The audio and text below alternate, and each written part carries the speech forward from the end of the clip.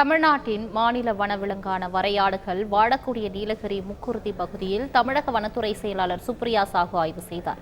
நீலகிரி வரையாடுகள் திட்டம் மூலம் தமிழக அரசு வரையாடுகளை அழிவில் இருந்து மீட்க கணக்கெடுத்து வரும் நிலையில் சுப்ரியா சாஹூ பார்வையிட்டார். வரையாடுகளுடன் அவர் எடுத்துக்கொண்ட வீடியோவை சுப்ரியா சாஹூ தனது சமூக வலைதள பக்கத்தில் பதிவிட்டுள்ளார். முக்குருத்தி தேசிய பூங்காவில் உள்ள 31 வரையாடுகளை கண்டு ரசித்து அவற்றின் முக்கியத்துவம் குறித்தும் தமிழக அரசு அதனை அழிவிலிருந்து மீட்பது குறித்தும் சுப்ரியா சாஹூ பதிவிட்டுள்ளார்.